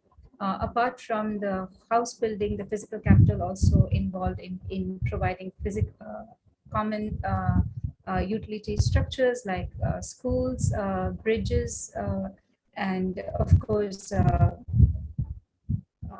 physical technology that would allow and enhance their livelihoods, which includes boats, motors, nets, and such. The natural capital, this is the environment. When you talk about the human, you can never take the human out of nature. It was very much, and especially in terms of disasters, those that are most impacted are the ones that live closest to nature, and especially natural disasters impact this population the greatest. And working with natural capital is basically cleaning up all the natural spaces, all the physical spaces and natural spaces, revitalizing the natural resources and degraded environments, whether it is the water tables, the coastlines, and also to have some kind of a sustainable model where they can maintain their natural resources, but also to be able to have some kind of economic profitability from the natural resources. And these are some of the pictures that reflect that. This is financial capital, and this is another very important, especially in the 2004 tsunami, we had a very strange situation, is that most of the people that were in the fishing communities did not have bank accounts. And so when their houses were flooded and washed away, all their savings, which they had stocked up very carefully and put it into little boxes and little vessels at the top in the ledges of their house, got washed away with their houses. And so they were left with nothing, no financial security of any kind. So there was a necessity for this community to have immediate cash at hand. And so within the night of the disaster, so the disaster struck in the morning, by the evening and the next morning, there was immediately a cash given out on a trust basis to every person that was impacted by the tsunami. An amount of 1,000 to 1,500 was handed out to every single impacted person. This is maybe a small amount of cash, but when you consider the impacted population, it adds up to a large amount of money. But that little bit of cash was super critical in just the amount of psychosocial comfort that it would give to the impacted population is unquantifiable. The fact that you had money to buy milk for your child or sanitary napkins if you're a woman, these are all small things that you may not get right away. Clothes, because your clothes were completely drenched, undergarments. Of course, all of these were also provided. But the fact is, if you wanted to do something specific for your needs, you had the cash at hand to do that. Apart from the immediate cash at hand, of course, there was financial support in terms of startup capital, in terms of financial education assistance, and such. So how do you actually really club the developmental perspectives with the psychosocial perspectives? And because normally when somebody talks about psychosocial perspectives, they're thinking of psychologists from a hospital conducting assessments on the mental well-being of people, doing art therapy and such. But actually every single developmental activity also has a direct impact on the psychosocial well-being. And I named a couple of examples to begin with. So the idea is, how do you actually improve the health of all 5 capitals, but along the principles for psychosocial well-being? So there are some very standard principles for psychosocial well-being that you'll find in literature in psychiatry, and these are the most famous and the most cited among these are the Hopfall principles, which are safety, calming, connectedness, hope, self and community efficacy. And there are some that have been added to this list by other researchers, which includes information, social acknowledgement, meaning making, and participatory approaches. And these are the crux of how you can have psychosocial well-being integrated into your intervention designs. And so I'm going to just propose a holistic way of intervention design. So you have your 5 capitals, which are the human, social, physical, financial, and natural. And then you have the psychosocial strategies, which are hope, safety, calming, self and community efficacy, connectedness, information, social acknowledgement, participatory, and meaning making. And I kind of put them together in a nice pentagon form over here. But what does that mean? How does it actually play itself out? And like I said, I'm going to focus on the building part of it, because I think this is the place which makes most sense to the audience over here. Although I could talk of every single capital with this lens, I will only focus right now on the physical capital. So like, for example, let us say that most people lost their houses. So there's a lot of stress. Oh, I do not have a house. So who's going to get a house? When are they going to get a house? So the first thing is to make sure that you announce your plans on your building of your houses, how many houses you're going to build, whose information was taken, who's going to get a house. This actually gives a lot of hope. So somebody has lost a house, has the hope that and the assurance that they're going to get a new home. Information on how the houses are going to be built. Now, people had all kinds of different economic backgrounds. Some of them lost a hut, a mud house, or a temporary non-pakka house, and somebody else lost a pakka house. So how do you, what is the kind of building that you're going to be building for them? So the plans for the housing was disclosed with the community, and it was discussed both with the community and the civil society organization and the heads of the representatives of the community. So only when the plans were discussed and decided together was the plan actually finalized. So it had a very strong community involvement even in the design of the building. A social acknowledgement to acknowledge the fact that some lost their houses, that there are different requirements and there are different needs from each person, to understand different needs from different people. And I'll give you an example of that. Even in terms of preparing the ground for building, am I done with my time? You can have 2 minutes. Yes, okay, I'm almost done with my presentation. So for example, let's say that there were children in the house and they were traumatized by the waters that came in. So in order to allay the fears of the children and the parents, many of the people prefer to have a 2-storied house as opposed to a 1-story house, and they were living in 1-storied houses before. So the designs were redone so that the buildings had actually 2 stories as opposed to 1 if they preferred so, or if they just preferred a staircase going to the terrace, they had an additional room on the ground floor, but they had a staircase going to the roof. And so these were design modifications that were based on the needs that came from the ground. Also, the design of the buildings were modified to make them tsunami resistant. So the pilings were far deeper than the ones that they use for regular houses, so that it can withstand the impact of another tsunami. Building of the houses. Oftentimes you notice that in developmental studies, when you completely take the community out of participation into something that is being done, they often dissociate with it. Like, for example, when the Indian government at one point of time decided to build toilets for people in the villages, what happened is a lot of those toilets were left unused and they were converted into storage areas. And the sense of what the purpose of that building was never realized. It's important, therefore, to have community buy-in and community investment into whatever it is that you're doing. When you have your own sweat and blood into something, you actually value it much more than this is. So you see another picture over here of the entire community getting involved in just moving material. It was not much to do, but just everybody who had houses built in the nearby area pitched in, including everybody who lived in the organization. Dr. Rao, yes. We are actually over time, so we may need to finish it. Thank you.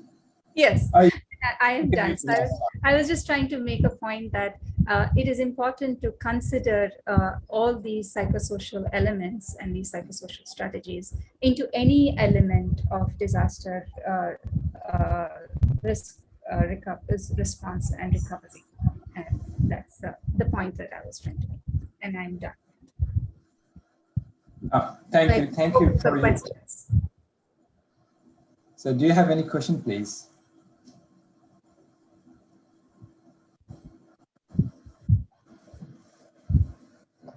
I must apologize. I misread your title. Instead of psychological, it's actually psychosocial. My mistake, sorry about that. No worries.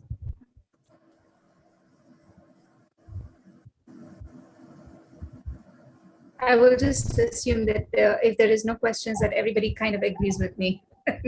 That would be fine. Okay, that's great. Thank you for your nice presentation. I think we should move ahead. Last chance, any question, please? No, it was an excellent presentation, a different perspective, no, for us civil engineers. So she has touched the very important dimensions which we should not miss, especially when we are working in a community.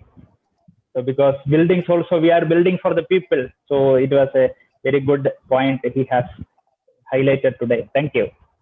Thank you. I can add a little bit, maybe I'll take 1 minute. During the Christchurch earthquake in New Zealand in 2010, New Zealand is a developed country, and I was there during the earthquake. So after the earthquake, your voice is breaking. Yeah. Oh, sorry about that. So after the earthquake, there was widespread liquefaction. So it's an engineering problem. Then I realized engineering problem, the challenge is fascinating to me, but there is other issues like psychosocial, how people cope with that, how the economy of the country cope with that, all these things. And we have to look at it as a combined problem, not a single problem. So anyway, there is no question. Thank you. It's a great presentation. We'll move on. Thank you to Dr. Bhavani Rao. Now we'll move on to our last presentation.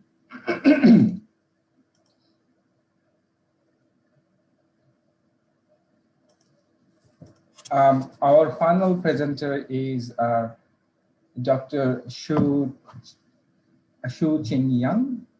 What is my problems? He's the secretary and co-founder of International Association of Coastal Reservoir Research. He's a pioneer researcher and designer for 3 George Dam, China, and one of the largest dams in the world. He owns the coastal reservoir patent and published the first book about coastal reservoir in 2004 in the world. In 2005, he helped initiate Shanghai Kunkosha Coastal Reservoir and got the City Council Award in 2015. He has generated about 200 publications in water resources engineering, sediment transport, hydraulics, and fluid mechanics. He is the first fellow of IACRR and has received the Best Paper Award from JHR, IAHR, and many awards. He is an associate professor in the University of Wollongong, Australia. Please welcome him for his presentation, Coastal Reservoir for Coastal Disaster Mitigation. Please welcome Dr. Yang. Thank you. Professor Naman. Thank you, Professor Srinivasa, my old friend. Thank you very much. It is my great pleasure today to attend this webinar. Okay, I'd like to share with my screen.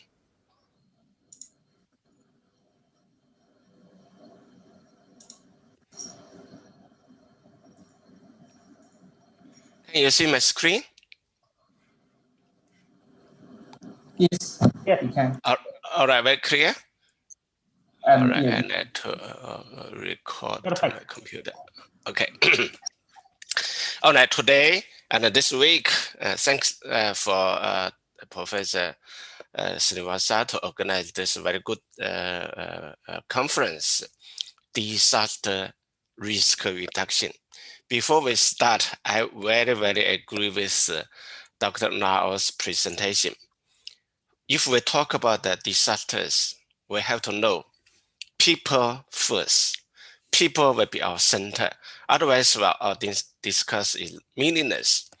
So today, I would like to say, if we talk about the disaster risk reduction, the most important area will be the cost area.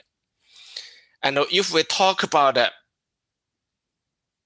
the countermeasure for disaster mitigation, the most effective way or infrastructure will be cost reservoir. So probably you never heard this one before, and now I'd like to invite Professor Srinivasa to give us the presentation, video presentation about what is cost reservoir, why it is so important. Shall I share, Okay. sir? Yeah, please stop sharing, and then you can start. Yeah. 1 minute. I have opened that.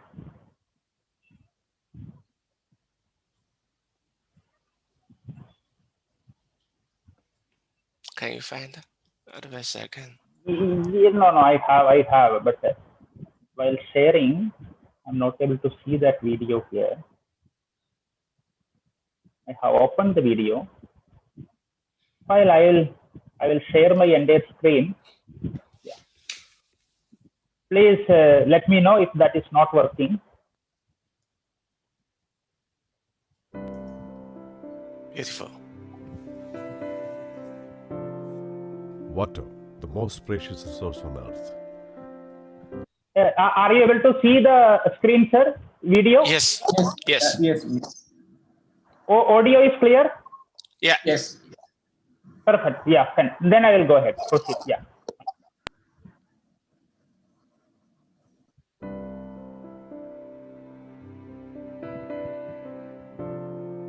Water, the most precious resource on earth.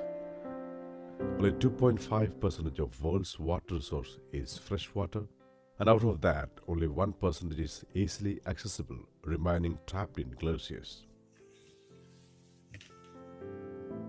World receives about 1000 millimeter average annual rainfall, and considerably large amount of fresh water from precipitation just flow into the sea, mixing with salt water. At one side, large quantity of fresh water flow into the sea, and other side, people struggle to meet their water demands. The erratic distribution of rainfall events in upstream catchments cannot be stored by land-based reservoirs. The issues associated with the land acquisition and displacement of people make it difficult to construct large dams on land. The coastal reservoir concept emerges as best alternative of freshwater storage. The reservoir constructed at the mouth of the river in the sea can tap the fresh water during floods and allow the river water flow into the sea rest of the year. Coastal reservoirs can meet the water demands of nearby cities and also improve the coastal livelihoods. Civilization around the world developed at the locations with fresh water availability. A coastal reservoir has the potential to transform neglected and polluted coastal region to a sustainable green freshwater township, self-sufficient in energy through solar, wind, and wave energy. Let's save water. Let's save future. International Association for Coastal Reservoir Research.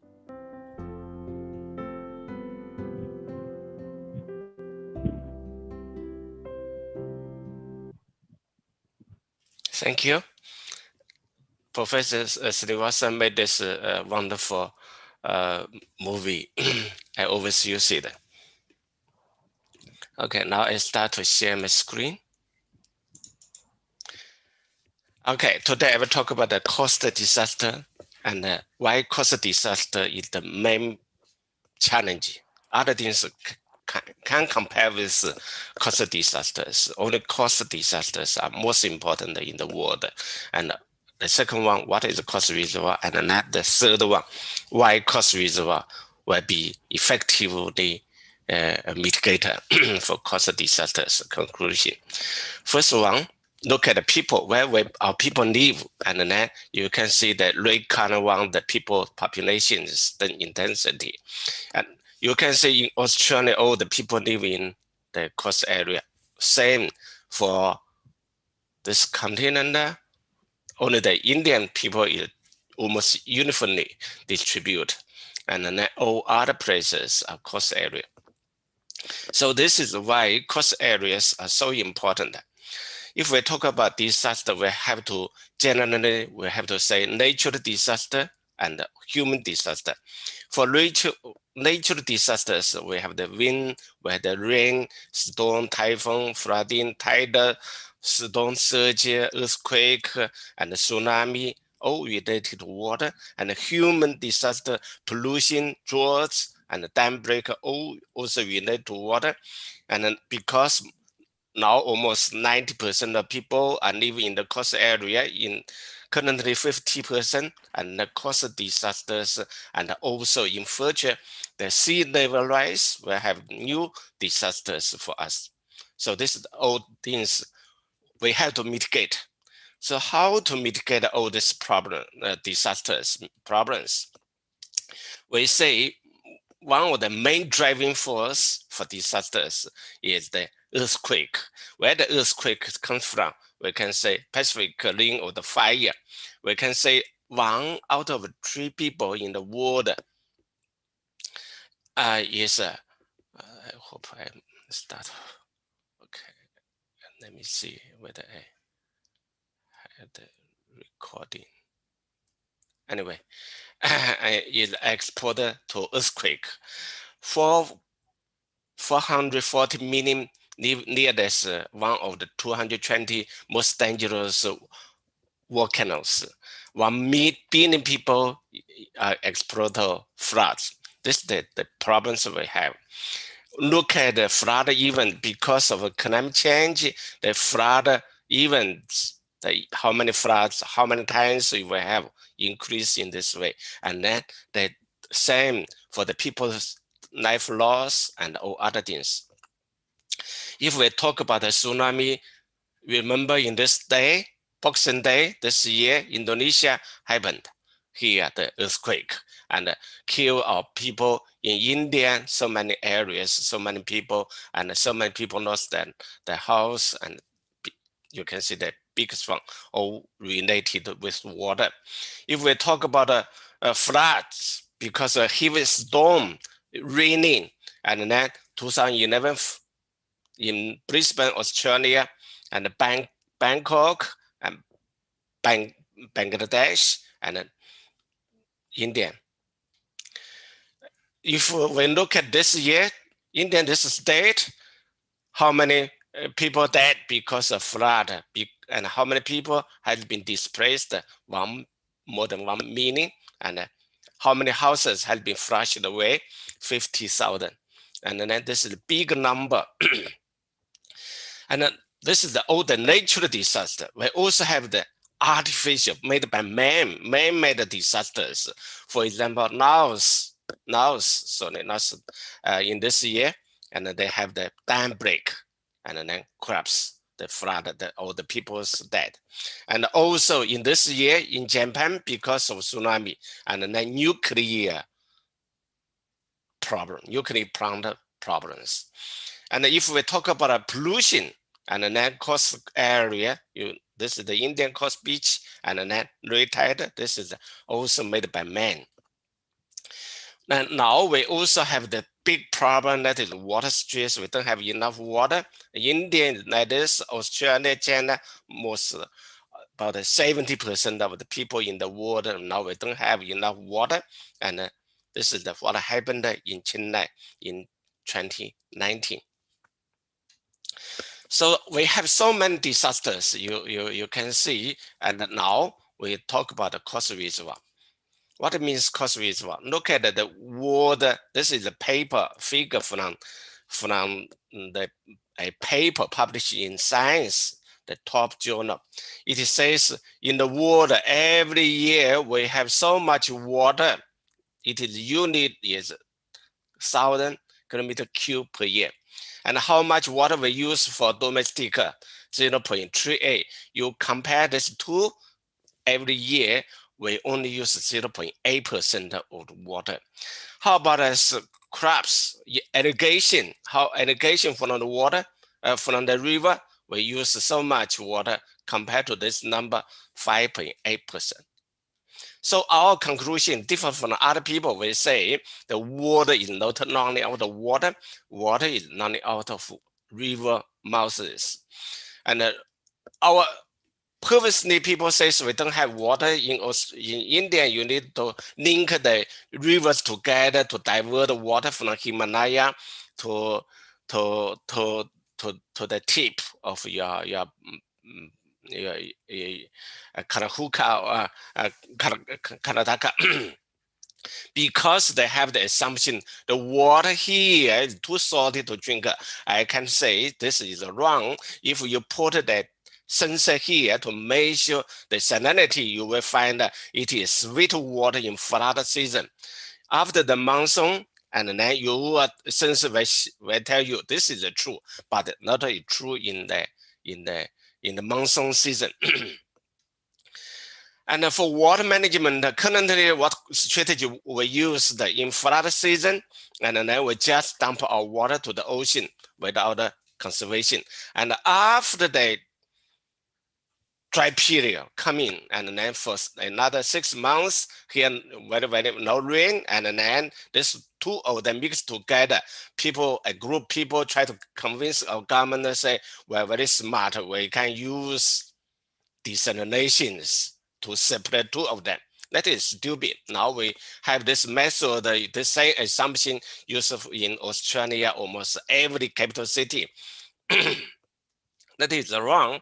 And then we say coast reservoir can conserve the flood water in wet seasons for dry season to use. No need to build a desalination plant. Our purpose, coast reservoir, is done to kill 2 birds or even more, water, and we mitigate the flood disasters.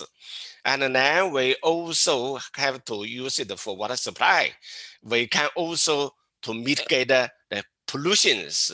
And then we try to solve the 9 subsidence and the earthquake, tsunami, everything put together. This is our purpose.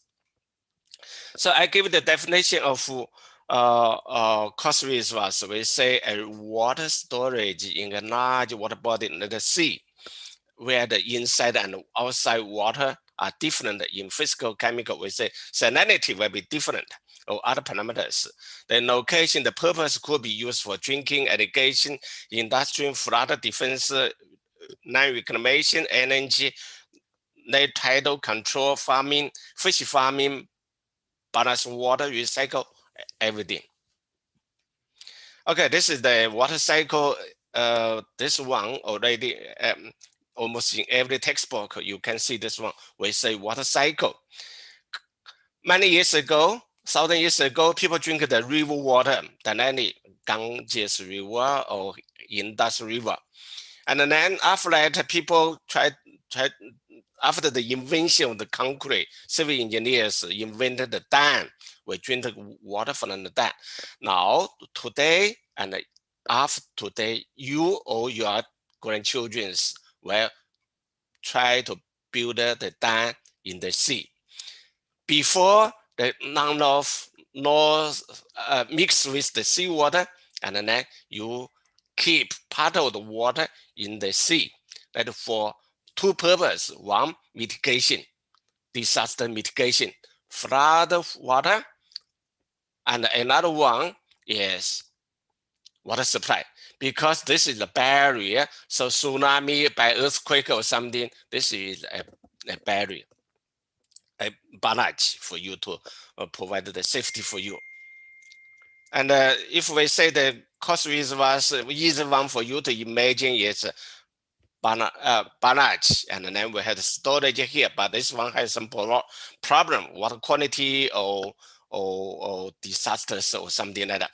And in future, we'll try to build the reservoirs inside the sea, very high quality water, very sweet water, come to here after this one finish, and then this one is full. After the monsoon, this one is open, and then the water can flow to the sea. Or we say this one second generation cost reservoir. We already have many cost reservoirs in the water. This is the Hong Kong's cost reservoirs. You can see here there's barrage, and then the river water has been stored here. This is the Shanghai's cost reservoir. Inside this one is the fresh water, and outside seawater sometimes.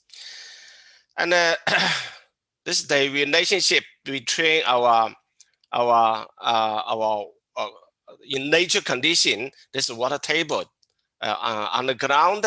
After we have the barrage, after we have the seawall, and the fresh water can keep inside our sea. And in the dry season, if we want to stop the seawater intrusion, how to do it? Many people say we should have the space for here to recharge the seawater. That means you need to use the land. Another way for us to increase our water table, easily for us to increase the water level by 1 meter, automatically the whole water tables will be increased by 1 meter or whatever you want to see.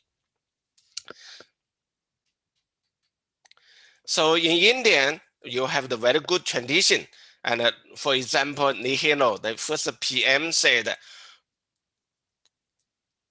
the dams are the temple of the modern India. After 100 years now, we have to say cost reservoir will be the temple of modern India. Now, because our temples can, first one, supply sufficient high quality water to Indian people without earthquake or other things risks. If you have the dam in Himalaya, you know the earthquake or anything happen, and then downstream people are nervous. And then if you have the water storage in the sea, no any risk, right? You can your cost reservoir can mitigate all disasters like flood, and by sea, by rainwater. You will have minimum environment and social impact, and you have the capability to mitigate all disasters. And now, if we compare the dam, what is dam? Dam, this one, soil of dormitories, where you don't know when this soil will fall down because of the earthquake. That is very dangerous for everybody. But this one for Singapore, this cost reservoir here is called fresh water, outside seawater. After they build this one, they have never have this flood disasters in this downtown area. Before they build this one, every year the downtown area had the flood problem. And then this is one we propose for Taiwan. And then we say in the flood season, of monsoon season, and then you had originally you had a flood, and now we say you open this one, the same flood coming, and then here this area, so water level below sea level, below the level, and you can open this one, so flood water come to here to store here the water. Here this part of water is highest quality water. 100 or 99% of the water here is rainwater, different from the dry season. Here the impurity is very high. Wastewater ratio to rainwater is high. but here the ratio is very small. Dr. Other Yang, cities, yeah. You have 2 minutes. Okay. In USA, Russia, Indonesia, New Zealand, New Orleans also built the cost reservoirs for flood mitigations. We can use this one for ballast water because this environment problem. This is we can use this one to build cost reservoir in the port, and then ballast water come to here and can be used for other people. And also we say the high quality water and the worst quality water, polluted water, especially Indian rivers, always follow this pattern. And then we can have high quality water for storage for drinking, and then worst quality water we have treated in the coast reservoir after you reach the standard, and then we discharge it to the ocean. So we can mitigate all the disasters. And if you have tsunami or something, and then ever close the gate, so the city will be protected. So the India already used this one coast reservoir in Gujarat. And because I have to say, ISCR's mission is to provide sufficient high quality affordable water to India with minimum environmental social impacts and also disaster mitigations. Our one is different from other groups. Other people always say no enough water. We say we have sufficient water for man's need. Other people say flood water can be developed. We say we can develop the flood water in a safe way. Other people say dam can be only constructed in mountain area, and we say water storage can be also constructed in the sea. Other people say if you want to solve problem, you will have the high environmental impact. We always say our development has minimum environmental impact. Other people just dump the flood water to the sea. We say flood water is also water resources. Our voice already included in the UN's report. UN already recommended coast reservoir to every country, including India. And this Jakarta, Indonesia government already say that coast reservoir, yes, they are solution. The government has already said this one. So I like to say the water is not running out of water. Water is running out of our river mouths.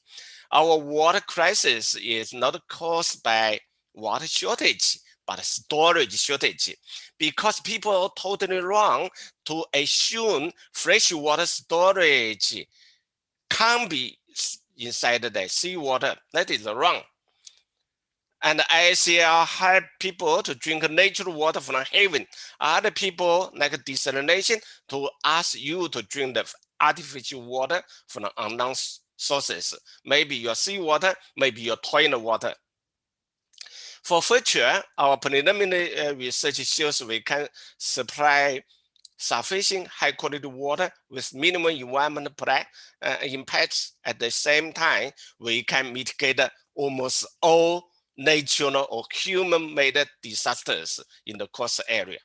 So ISCR invite all of you to join us. Okay, thank you.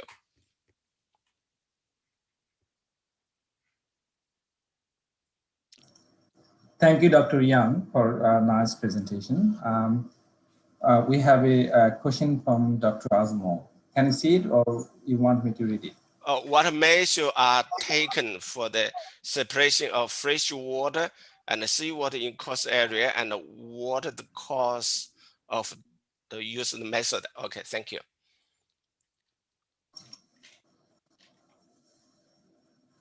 Can you see the different structures? Okay, I show you this one first. Singapore one, just the concrete one. This is the just the like the sea wall. If you know how to build the port, and then the same material can be used for the barrage. And also I have the Hong Kong. Yeah, and this is made by concrete, and this one after 20 years later, this one happened in 40 years for 1960s, and then this happened in 2008. This made by very big geotubes, That means similar to plastic bag feed with the soil from here. Very easy, very simple. I answer your question, Muhammad Ahmad. Yeah, what are the costs for the use of the method? Oh, very cost? No, very cheap. This one very cheap. Compared to desalination, compared to dam, compared to wastewater recycle, and then the construction cost is very, very small. The lowest. May Nikuma asked me, okay, what will be the environmental impact construction of construction costs? As I said, we should have the minimum environmental impact. For every cost city, you can invite many group people, specialists, to give you the water solution. And I can promise IACR will give the solution have the minimum environmental impact. This is what I always said. This is our promise. And then we say minimum environmental promise. This will be conducted, the conclusion will be drawn by specialist people, not by us. For example, this one, you can do the research now. This one happened in 1960. Already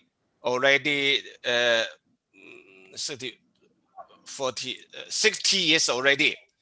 And now you can investigate the environmental impact, 0. Same here, this one constructed cost reservoir in 2010. And now till today, you measure the birds, fish species, everything. The environmental impact almost equal to 0 because fresh water is not a pollutant. Different from the desalination plant, they discharge the high concentrated water back to the ocean. That is pollutant. We discharge some fresh water, high quality fresh water into the sea. That is not pollutant. Thank you, Dr. Rian. We get few more questions. Yeah. We may not get to take all these questions. I see one person over phone raise his hand to ask a question. Yeah. Srival, can you unmute him? Or someone over phone? He can unmute himself. Yeah. Now participants can unmute.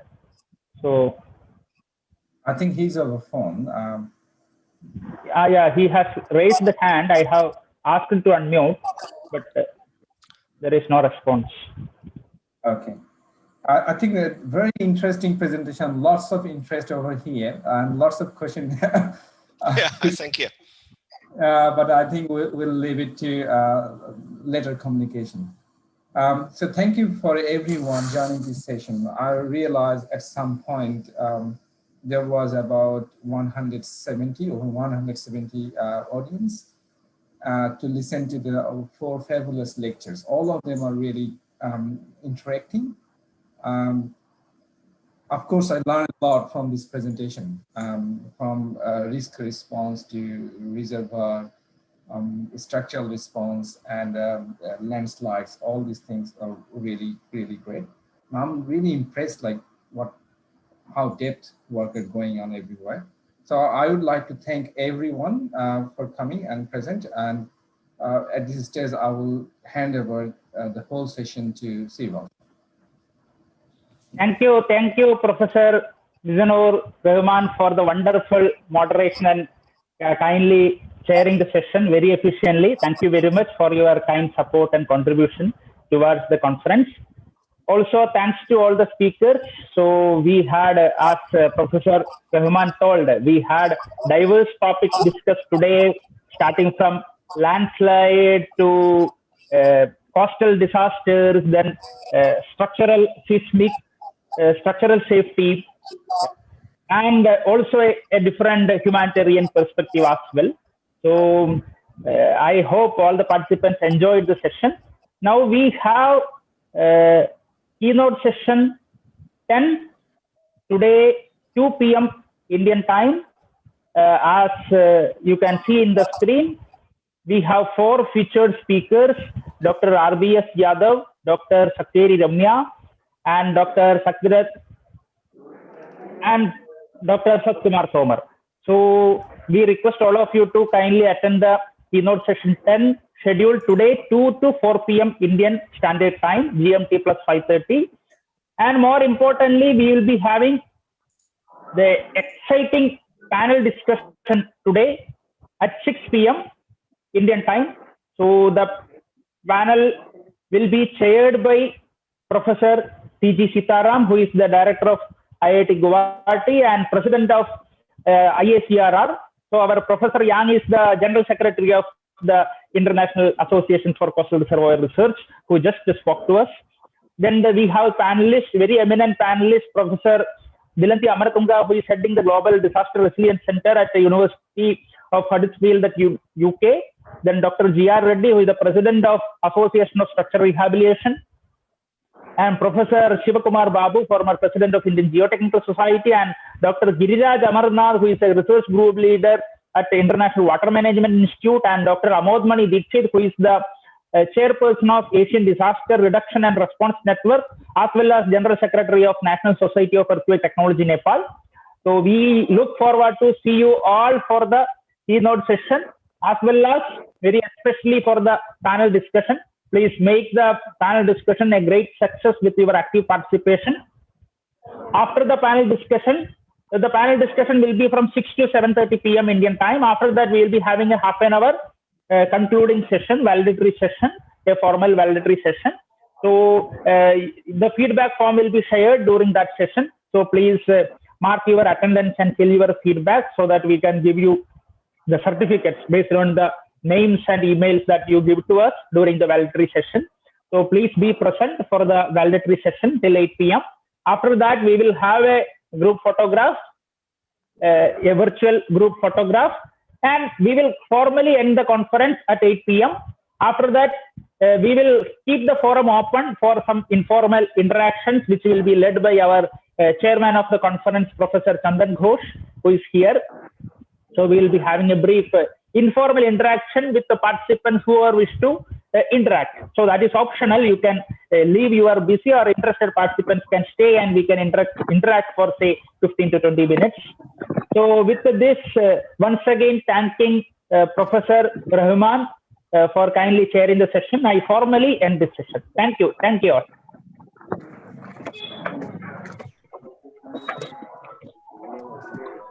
Chandan sir? Yeah, it's okay. Very nice. Yeah. So see you in the afternoon. Forward to see you at 2 o'clock. Okay. Yeah, sure. Thank you. Thank you.